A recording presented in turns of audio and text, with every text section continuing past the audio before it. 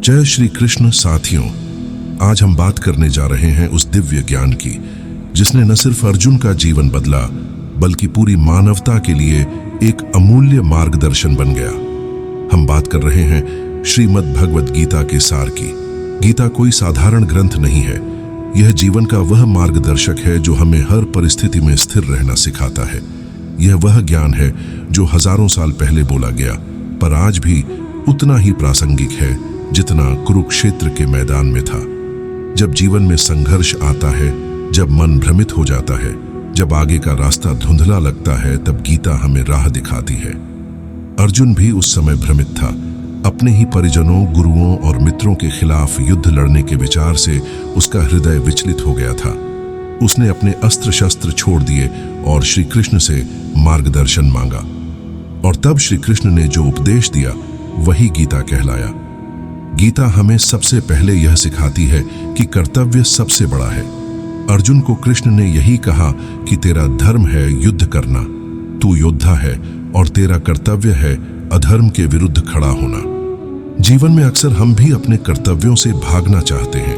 कभी काम कठिन लगता है, कभी लोग विरोध करते हैं, कभी असफलता का डर हमें जकड़ लेता है। लेकिन गीता कहती है, कर्म करते रहो, फल की चिंता मत करो। यह विचार अपने आप में जीवन बदल देने वाला है। सोचिए, अगर हम हर काम को पूरी निष्ठा से करें लेकिन परिणाम की चिंता छोड़ दें तो कितनी शांति मिलेगी। असफलता का डर मिट जाएगा, सफलता का घमंड भी नहीं होगा। यही संतुलन जीवन में स्थिरता लाता है। गीता का दूसरा बड़ा संदेश है, आत्मा अमर है। शरीर नाशवान है लेकिन आत्मा कभी नहीं मरती।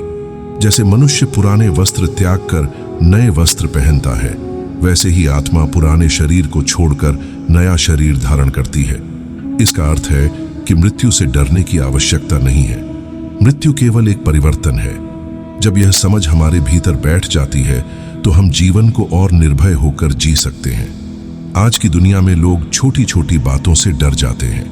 नौकरी छूट गई तो जीवन खत्म समझ लेते हैं। कोई रिश्ता टूट गया तो आत्महत्या तक का विचार कर लेते हैं। लेकिन अगर गीता का यह ज्ञान मन में बैठ जाए कि आत्मा अमर है और हर कठिनाई सिर्फ एक अध्याय है, तो हम कभी हार नहीं मानेंगे। गीता का अगला विचार है योग का मार्ग। योग केवल आसन या प्राणायाम नहीं है, बल्कि जीवन जीने की एक कला है। कृष्ण ने कहा कि जो व्यक्ति अपने मन और इंद्रियों पर नियंत्रण पा लेता है वही सच्चा योगी है। मन को जीतना ही सबसे बड़ी जीत है। अक्सर हमारी परेशानियों की जड़ हमारा मन होता है। मन हमें इधर उधर खींचता है, इच्छाओं और भय में उलझा देता है। अगर हम अपने मन को साध लें तो जीवन सरल हो जाएगा। योग का सबसे बड़ा रूप है समत्व, यानी सुख दुख, लाभ हानि, जीत हार, इन सब में समान रहना। सोचिए, अगर जीवन में चाहे कुछ भी हो जाए, हम भीतर से शांत रहें तो हमें कोई हिला नहीं सकता। यही स्थिरता गीता का सार है। एक और अद्भुत विचार जो गीता देती है वह है भक्ति का मार्ग। कृष्ण कहते हैं कि जो व्यक्ति मुझे प्रेम पूर्वक भजता है, मैं उसकी हर चिंता दूर कर देता हूं। लेकिन भक्ति केवल पूजा पाठ नहीं है। भक्ति का अर्थ है संपूर्ण समर्पण। अपने अहंकार को त्याग कर अपने कार्य, अपने विचार, अपने जीवन को ईश्वर को अर्पित कर देना ही सच्ची भक्ति है। गीता यह भी बताती है कि 3 प्रकार के गुण होते हैं, सत्वगुण, रजोगुण और तमोगुण। सत्वगुण शुद्धता, ज्ञान और शांति का प्रतीक है। रजोगुण कामना, क्रिया और अस्थिरता का प्रतीक है। तमोगुण अज्ञान, आलस्य और मोह का प्रतीक है। हर इंसान में ये तीनों गुण मौजूद होते हैं, लेकिन किस गुण का प्रभाव अधिक है वही उसके जीवन की दिशा तय करता है। इसीलिए गीता कहती है कि हमें सत्व गुण को बढ़ाना चाहिए और रजस तथा तमस को नियंत्रित करना चाहिए। आज की भागदौड़ भरी दुनिया में लोग रजोगुण और तमोगुण में फंसे रहते हैं। लगातार इच्छाएं बढ़ती रहती हैं, प्रतिस्पर्धा बढ़ती रहती है और जब मन थक जाता है तो आलस्य और मोह घेर लेते हैं। लेकिन अगर हम सत्व गुण की ओर बढ़ें, यानी सच्चाई, करुणा, संयम और शांति को अपनाएं, तो हमारा जीवन बदल सकता है। गीता का अगला महान विचार है स्वधर्म श्रेष्ठ है। कृष्ण ने कहा कि अपने धर्म का पालन करना दूसरों के धर्म का अनुकरण करने से कहीं श्रेष्ठ है। चाहे वह छोटा ही क्यों न लगे। यानी हमें वही करना चाहिए जिसके लिए हम बने हैं। दूसरों की नकल करने से न कभी सच्ची सफलता मिलती है, न शांति। आज बहुत लोग दूसरों को देखकर अपने करियर, अपनी लाइफस्टाइल, यहां तक कि अपनी सोच तक बदल लेते हैं। लेकिन गीता कहती है, अपने स्वभाव और कर्तव्य के अनुसार चलो। अगर हम वही करेंगे जिसके लिए हम बने हैं, तो हमें सच्चा आनंद मिलेगा। गीता हमें यह भी समझाती है कि लोभ, क्रोध और मोह, ये तीनों हमारे सबसे बड़े शत्रु हैं। जब मन इनसे ग्रसित हो जाता है, तब व्यक्ति सही निर्णय नहीं ले पाता। क्रोध में किया गया निर्णय अक्सर विनाशकारी होता है। लोभ इंसान को कभी संतुष्ट नहीं होने देता। मोह हमें सत्य से दूर कर देता है। इसलिए कृष्ण कहते हैं, इनसे बचो। यहां एक उदाहरण लेते हैं। मान लीजिए किसी ने आपको अपमानित किया। आप गुस्से में तुरंत प्रतिक्रिया देते हैं और कुछ ऐसा कह या कर बैठते हैं जिसका बाद में पछतावा होता है। लेकिन अगर गीता का यह ज्ञान आपके भीतर हो कि क्रोध बुद्धि को नष्ट कर देता है, तो आप शांत रह पाएंगे। धीरे धीरे आप देखेंगे कि आप छोटे छोटे झगड़ों में नहीं उलझते, बल्कि जीवन को बड़े दृष्टिकोण से देखते हैं। गीता हमें एक और महत्वपूर्ण शिक्षा देती है, कर्मयोग।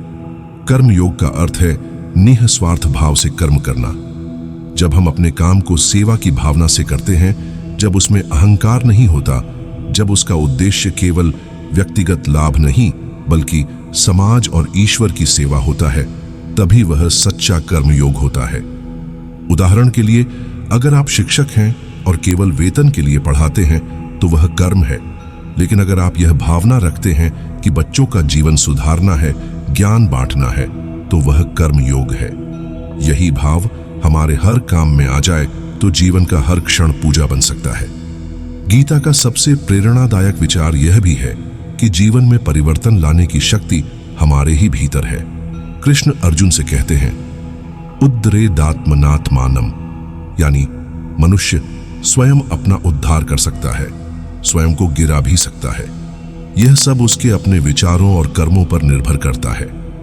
अगर हम सकारात्मक विचारों को अपनाएं, सही कर्म करें, तो हम अपने जीवन को ऊंचाइयों तक ले जा सकते हैं।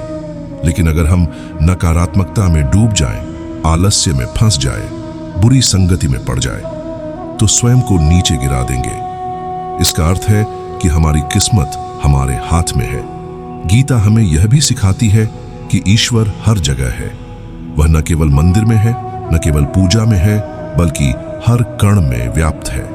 अगर हम हर व्यक्ति में, हर परिस्थिति में ईश्वर का अंश देखना सीख लें, तो हमारा दृष्टिकोण बदल जाएगा। तब हम किसी से नफरत नहीं करेंगे, किसी से ईर्ष्या नहीं करेंगे, बल्कि प्रेम, करुणा और सेवा की भावना से जीवन जिएंगे।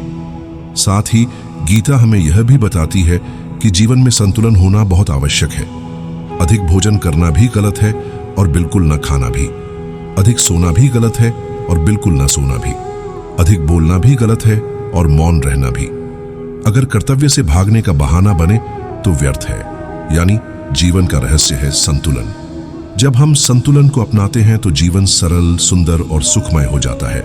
लेकिन जब हम अतियों में चले जाते हैं तो दुख बढ़ता है। यही कारण है कि गीता हमें मध्यम मार्ग अपनाने की शिक्षा देती है। और अंत में गीता का एक और जीवन परिवर्तनकारी विचार है, श्रद्धा और विश्वास। कृष्ण कहते हैं कि जिस व्यक्ति में जैसा विश्वास होता है, वही वह बनता है। अगर आप मानते हैं कि आप असफल हैं, तो असफलता आपका पीछा करेगी। लेकिन अगर आप विश्वास करते हैं कि ईश्वर आपके साथ है, आप हर कठिनाई को जीत सकते हैं, तो यही विश्वास आपको विजेता बना देगा। श्रद्धा का अर्थ है ईश्वर और अपने कर्तव्य पर अटूट भरोसा। जब यह भरोसा होता है तो हम परिस्थितियों से हारते नहीं, बल्कि उनसे सीखते हैं। इस प्रकार गीता का हर श्लोक, हर विचार जीवन को दिशा देने वाला है। अर्जुन की तरह हम सब भी कभी न कभी जीवन के कुरुक्षेत्र में खड़े होते हैं। हमें भी कभी यह निर्णय लेना कठिन लगता है कि कौन सा रास्ता सही है। लेकिन अगर हम गीता के विचारों को अपनाएं, तो न केवल निर्णय आसान हो जाएगा, बल्कि जीवन भी उज्जवल और शांतिमय हो जाएगा। मनुष्य का जीवन संघर्षों से भरा हुआ है। हर दिन नई परिस्थितियां, नई चुनौतियां सामने आती हैं। कभी हम सफलता पाते हैं तो कभी असफलता, कभी मन प्रसन्न रहता है तो कभी उदास। यही जीवन का स्वभाव है। लेकिन श्रीमद् भगवद गीता हमें सिखाती है कि इन सब के बीच अपने मन को स्थिर कैसे रखा जाए। कृष्ण कहते हैं कि जो व्यक्ति सुख दुख में समान रहता है वही वास्तव में बुद्धिमान है। सुख आने पर उछल जाना और दुख आने पर टूट जाना यह सामान्य मनुष्य का स्वभाव है। लेकिन जो साधक है, जो जीवन के रहस्यों को समझ चुका है, वह जानता है कि सुख और दुख दोनों अस्थायी हैं। वे आते हैं और चले जाते हैं, जैसे ऋतुएं आती हैं और चली जाती हैं। इसलिए हमें किसी भी अवस्था में अपने मन को संतुलित रखना चाहिए। यह शिक्षा आधुनिक जीवन के लिए भी उतनी ही महत्वपूर्ण है। आज लोग छोटी सी असफलता पर निराश हो जाते हैं और छोटी सी सफलता पर घमंड से भर जाते हैं। लेकिन अगर हम यह समझ लें कि दोनों ही स्थायी नहीं हैं, तो हम स्थिर रह सकते हैं। यही स्थिरता हमें सही निर्णय लेने में मदद करती है। गीता हमें यह भी बताती है कि मनुष्य अपने कर्मों से ही पहचाना जाता है। केवल विचार करने से, केवल ज्ञान बटोरने से कोई महान नहीं बनता। जो अपने ज्ञान को कर्म में उतारता है वही वास्तव में योगी है। उदाहरण के लिए, अगर कोई व्यक्ति दूसरों की मदद करने की बात करता है, लेकिन जब किसी को जरूरत होती है तब वह पीछे हट जाता है, तो उसका ज्ञान अधूरा है। लेकिन जो व्यक्ति बिना बोले भी सहायता करता है वही सच्चा कर्म योगी है। कृष्ण बार बार कहते हैं कि कर्म करो, क्योंकि कर्म ही जीवन का आधार है। अगर मनुष्य कर्म न करे तो यह संसार चल ही नहीं सकता। यहां तक कि स्वयं भगवान भी संसार की व्यवस्था के लिए निरंतर कर्म करते हैं। इसलिए कर्म से भागना, आलस्य करना या जिम्मेदारियों को छोड़ देना गीता के अनुसार सबसे बड़ी भूल है। मनुष्य की एक बड़ी समस्या यह है कि वह फल की चिंता में उलझा रहता है। काम शुरू करने से पहले ही यह सोचने लगता है कि इसका परिणाम क्या होगा। लेकिन गीता कहती है कि हमें केवल कर्म पर ध्यान देना चाहिए। जब किसान खेत में बीज बोता है तो वह यह सोचकर नहीं बैठ जाता कि फसल जरूर उगेगी ही। वह अपना काम करता है और बाकी प्रकृति पर छोड़ देता है। उसी प्रकार हमें भी अपना कर्तव्य करना चाहिए और परिणाम को ईश्वर पर छोड़ देना चाहिए। गीता हमें यह भी बताती है कि इच्छाएं कभी समाप्त नहीं होती। एक इच्छा पूरी होती है तो दूसरी जन्म ले लेती है। यही कारण है कि मनुष्य हमेशा असंतोष में रहता है। जो मिला है उसमें संतोष न करके वह और पाने की दौड़ में लगा रहता है। लेकिन कृष्ण कहते हैं कि जो व्यक्ति संतोषी है वही वास्तव में सुखी है। इसका अर्थ यह नहीं कि हम प्रगति न करें, बल्कि इसका अर्थ यह है कि प्रगति करते हुए भी भीतर से शांत रहें। इच्छाओं के पीछे भागने से मनुष्य का मन अशांत हो जाता है।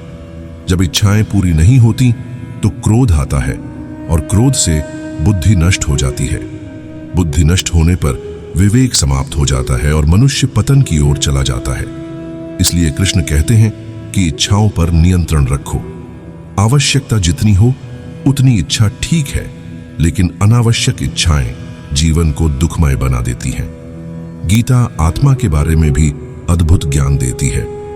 कृष्ण कहते हैं कि आत्मा न जन्म लेती है न मरती है, वह शाश्वत है, अविनाशी है।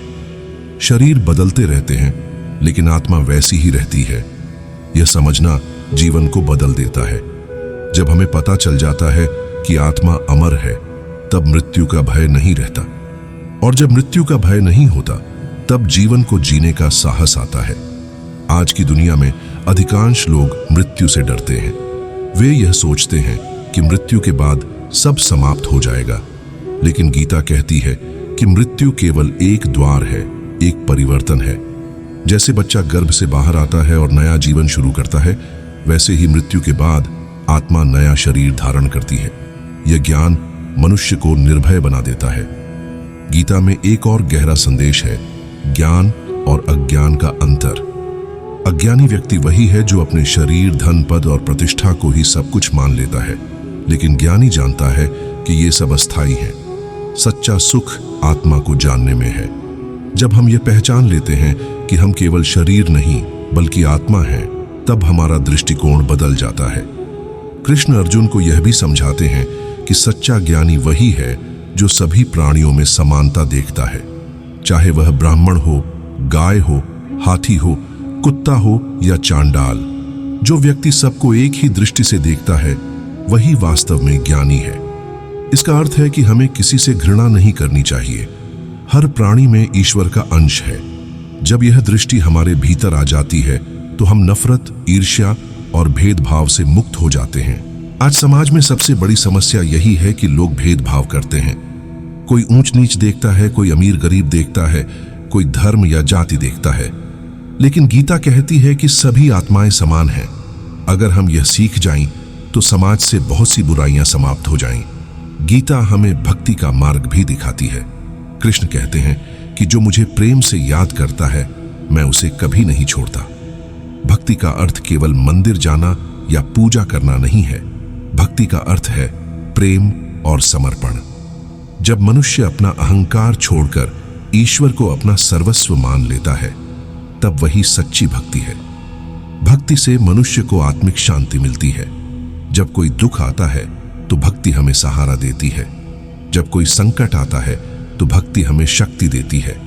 भक्ति का सबसे बड़ा रूप है पूर्ण विश्वास। अगर हम विश्वास करते हैं कि भगवान हमारे साथ हैं तो चाहे कैसी भी परिस्थिति हो हम डगमगाएंगे नहीं। गीता हमें यह भी बताती है कि जो कुछ भी हम करते हैं उसे भगवान को अर्पित कर दो, चाहे वह भोजन हो, जल हो, फूल हो या कोई भी कार्य। अगर हम उसे ईश्वर को समर्पित कर देते हैं तो वह पवित्र हो जाता है। इसका अर्थ है कि जीवन का हर कार्य पूजा बन सकता है। खाना खाते समय भी अगर हम सोचें कि यह शरीर ईश्वर का है और इसे स्वस्थ रखने के लिए हम भोजन कर रहे हैं तो वह भी पूजा बन जाएगा। मनुष्य के जीवन में सबसे बड़ी चुनौती है मन को जीतना।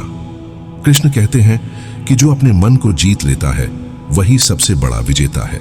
शत्रुओं को हराना आसान है लेकिन अपने मन को हराना सबसे कठिन है, क्योंकि मन हमें बार बार भ्रमित करता है, इच्छाओं में खींचता है, भय में डालता है।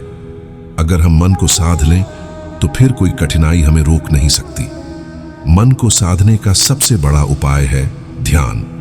जब हम ध्यान करते हैं तो मन धीरे धीरे शांत होता है, विचारों की भीड़ कम होने लगती है और भीतर से एक स्थिरता आती है। ध्यान केवल आंखें बंद करके बैठने का नाम नहीं है, बल्कि ध्यान का अर्थ है हर क्षण सजग रहना। जब हम सजग रहते हैं तो मन हमें भटकाता नहीं। गीता हमें यह भी बताती है कि जीवन में संतुलन बहुत आवश्यक है। जो व्यक्ति अधिक खाता है वह स्वस्थ नहीं रह सकता। जो बहुत कम खाता है वह भी स्वस्थ नहीं रह सकता। जो बहुत सोता है वह आलसी हो जाएगा और जो बिल्कुल नहीं सोता वह थक कर चिड़चिड़ा हो जाएगा। इसलिए जीवन का रहस्य है संतुलन। जब हम संतुलन से जीवन जीते हैं तो हमारा शरीर भी स्वस्थ रहता है, मन भी शांत रहता है और आत्मा भी प्रसन्न रहती है। लेकिन जब हम अतियों में चले जाते हैं तो समस्याएं बढ़ जाती हैं। यही कारण है कि कृष्ण कहते हैं संयम ही योग है। इस ज्ञान को अगर हम जीवन में उतार लें तो हमारा हर दिन बेहतर हो जाएगा। छोटी छोटी परेशानियां हमें विचलित नहीं करेंगी। हम हर परिस्थिति में स्थिर रह पाएंगे और धीरे धीरे हमारा जीवन एक नई दिशा ले लेगा। मनुष्य का जीवन केवल बाहर की परिस्थितियों से नहीं चलता, बल्कि उसके भीतर का संसार ही उसकी असली दुनिया है। जो व्यक्ति अपने भीतर शांति पा लेता है उसे बाहर के तूफान भी हिला नहीं सकते। श्रीमद् भगवद गीता यही सिखाती है कि सच्चा सुख बाहर नहीं बल्कि भीतर है।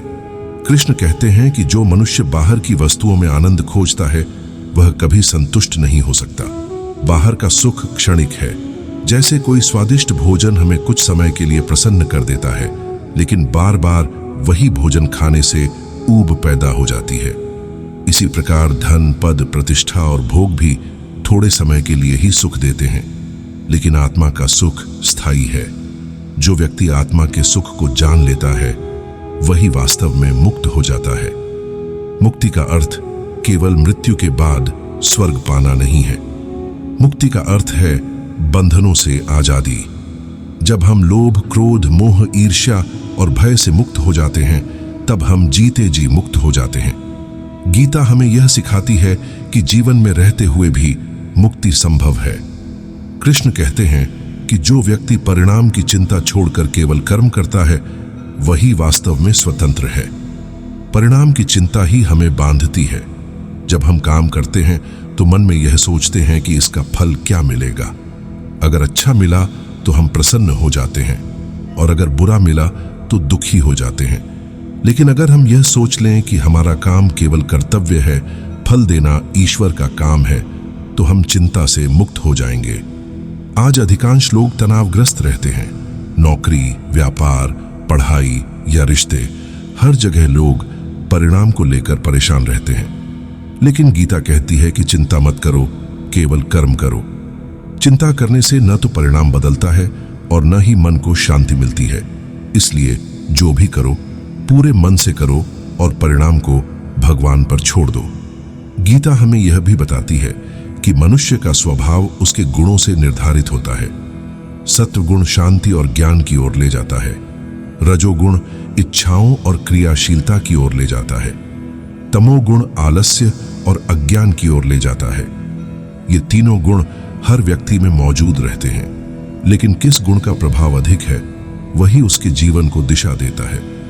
अगर किसी व्यक्ति में सत्व गुण अधिक है तो वह शांत, करुणामय और ज्ञानी होगा। अगर रजोगुण अधिक है तो वह महत्वाकांक्षी, परिश्रमी और सक्रिय होगा, लेकिन साथ ही अशांत भी रहेगा। अगर तमोगुण अधिक है तो वह आलसी, अज्ञानी और नकारात्मक होगा। इसीलिए गीता कहती है कि हमें अपने भीतर सत्वगुण को बढ़ाना चाहिए।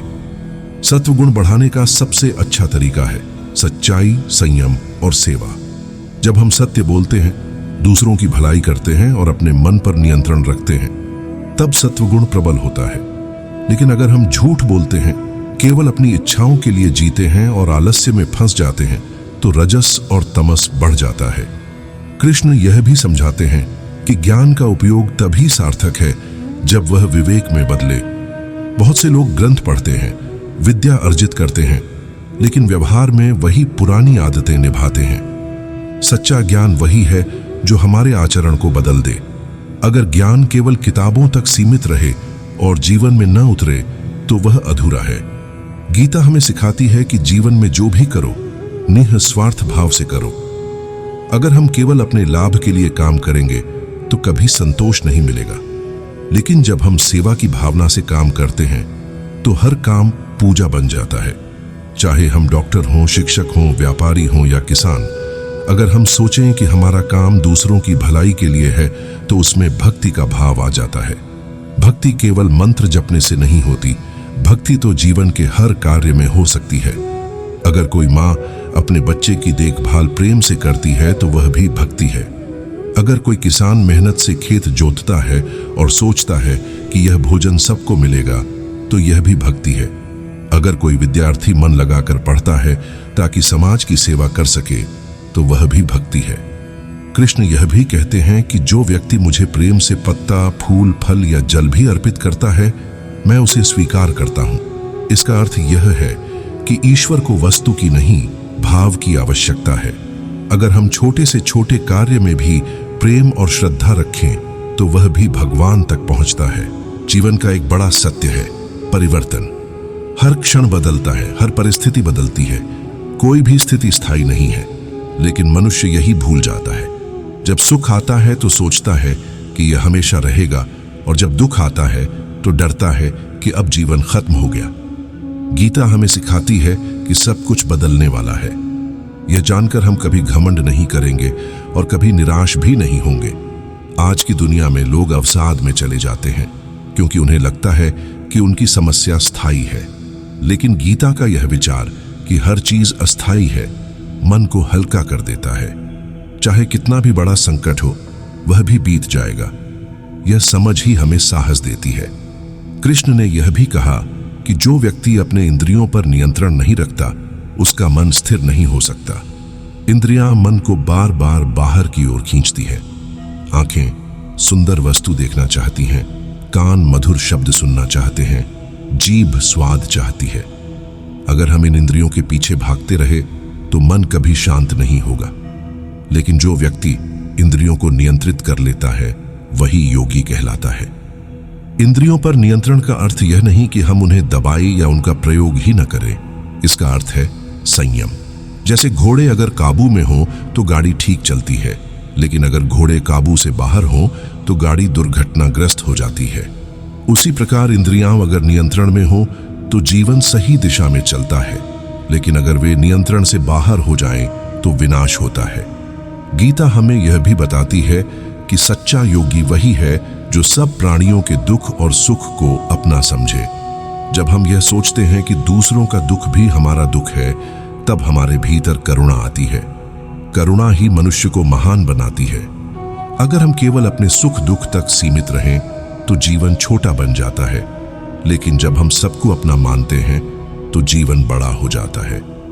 कृष्ण कहते हैं कि जो व्यक्ति सबको समान दृष्टि से देखता है, चाहे मित्र हो या शत्रु, चाहे प्रिय हो या अप्रिय, वही सच्चा योगी है। इसका अर्थ यह नहीं कि हम अन्याय को सह लें, बल्कि इसका अर्थ यह है कि हम किसी से घृणा न करें। हम न्याय के लिए खड़े हों, लेकिन भीतर से किसी के प्रति द्वेष न रखें। यह शिक्षा आज की दुनिया के लिए बहुत महत्वपूर्ण है। आज लोग थोड़ी सी बात पर शत्रु बना लेते हैं, रिश्तों में नफरत भर जाती है, समाज में विभाजन हो जाता है। लेकिन अगर हम गीता का यह ज्ञान अपनाएं तो हम दूसरों के साथ करुणा और प्रेम से व्यवहार करेंगे। कृष्ण कहते हैं कि सबसे बड़ा मित्र और सबसे बड़ा शत्रु मनुष्य का अपना मन है। अगर मन नियंत्रित है तो वही मित्र है, और अगर मन अनियंत्रित है तो वही शत्रु है। इसका अर्थ यह है कि हमें बाहर शत्रु खोजने की जरूरत नहीं है, हमें अपने मन पर विजय पानी है। मन पर विजय पाने का मार्ग है साधना और सत्संग। जब हम अच्छे विचार सुनते हैं, अच्छे लोगों के संपर्क में रहते हैं और अपने जीवन में अनुशासन लाते हैं, तब मन धीरे धीरे शांत होता है। लेकिन अगर हम बुरी संगति में पड़ जाएं, नकारात्मक विचारों में डूब जाएं, तो मन हमें नीचे गिरा देगा। गीता का एक और महत्वपूर्ण विचार है श्रद्धा। कृष्ण कहते हैं कि जैसा विश्वास मनुष्य करता है वैसा ही वह बन जाता है। अगर वह मानता है कि वह कमजोर है तो वह कमजोर ही रहेगा। अगर वह मानता है कि वह ईश्वर का अंश है और हर कठिनाई को पार कर सकता है तो वह वैसा ही बन जाएगा। श्रद्धा ही मनुष्य की सबसे बड़ी शक्ति है। श्रद्धा का अर्थ है ईश्वर और अपने कर्तव्य पर अटूट भरोसा। जब यह भरोसा होता है तो मनुष्य किसी भी परिस्थिति में टूटता नहीं। चाहे कितनी भी कठिनाई आ जाए, श्रद्धा उसे संभाल लेती है। इस प्रकार गीता हमें जीवन के हर क्षेत्र में मार्गदर्शन देती है। चाहे वह कर्तव्य हो, भक्ति हो, ज्ञान हो, योग हो या मुक्ति, गीता का हर श्लोक हमें प्रेरणा देता है। अगर हम इसे केवल सुने नहीं बल्कि जीवन में उतारें तो हमारा हर दिन प्रकाशमय हो सकता है। जीवन का सबसे बड़ा रहस्य यही है कि यह निरंतर परिवर्तनशील है। कोई भी स्थिति हमेशा नहीं रहती। कभी दिन होता है, कभी रात होती है, कभी वसंत आता है, कभी पतझड़ आता है। इसी प्रकार हमारे जीवन में भी सुख और दुख आते जाते रहते हैं।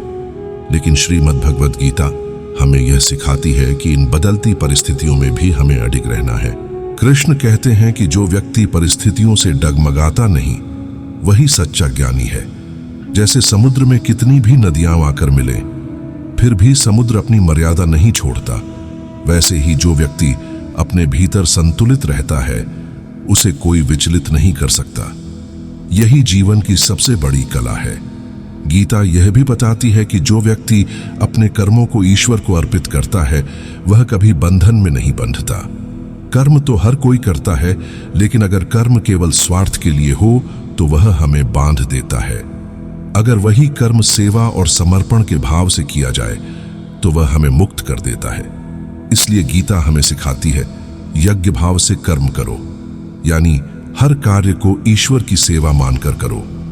आज की दुनिया में लोग तनाव और बेचैनी से परेशान हैं।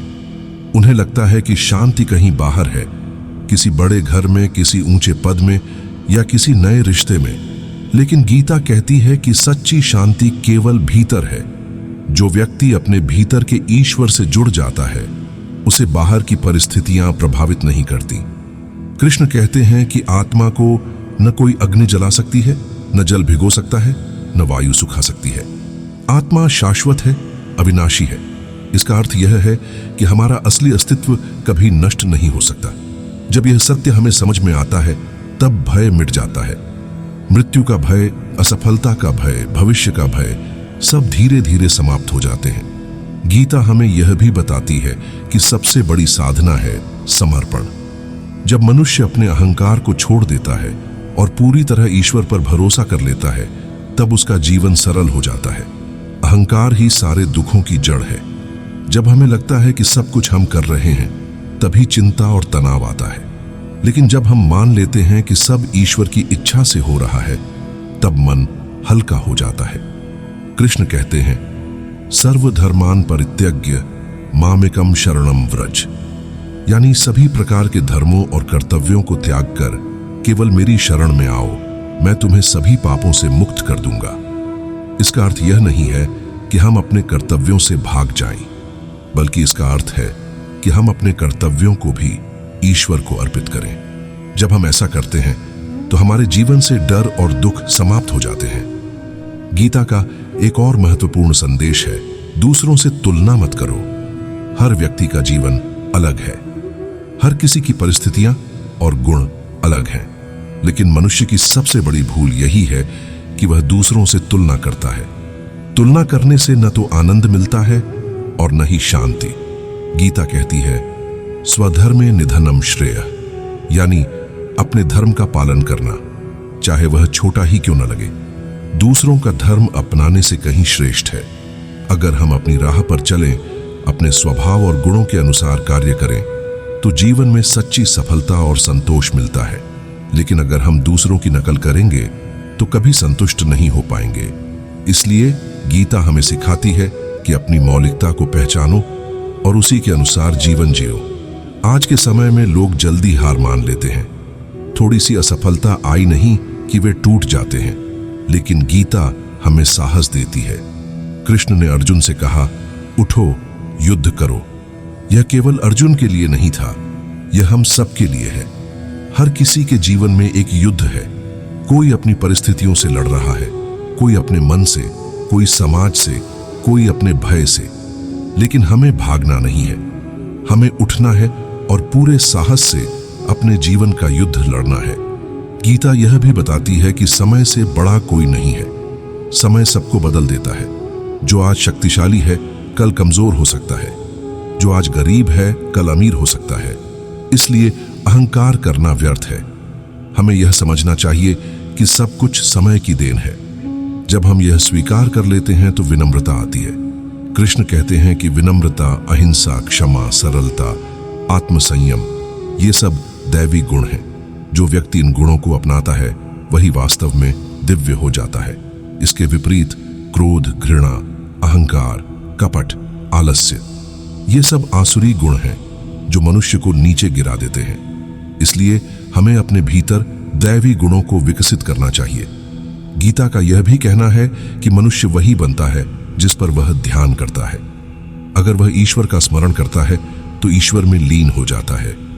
अगर वह लोभ और मोह में डूबा रहता है तो उसी में फंस जाता है। इसलिए कृष्ण कहते हैं, मामनुस्मर युद्ध च, यानी मुझे याद करते हुए अपना कर्तव्य करो। इसका अर्थ है कि हर काम करते समय भगवान को याद रखो। जीवन का अंतिम लक्ष्य केवल धन या पद प्राप्त करना नहीं है। जीवन का लक्ष्य है आत्मा की पहचान और ईश्वर से मिलन। जब तक हम केवल बाहरी दुनिया में उलझे रहते हैं तब तक अधूरापन बना रहता है, लेकिन जब हम भीतर की यात्रा शुरू करते हैं तब सच्चा आनंद मिलता है। यही गीता का परम संदेश है। समापन से पहले एक और महत्वपूर्ण बात, गीता हमें यह सिखाती है कि निराशा में भी आशा खोजो। जब अर्जुन ने अपने हथियार डाल दिए और युद्ध से भागने का विचार किया, तब कृष्ण ने उसे जीवन का सबसे बड़ा ज्ञान दिया।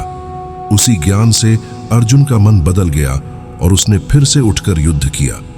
इसका अर्थ यह है कि जब भी जीवन में हमें लगता है कि सब खत्म हो गया है, तब गीता हमें उठने और आगे बढ़ने की शक्ति देती है।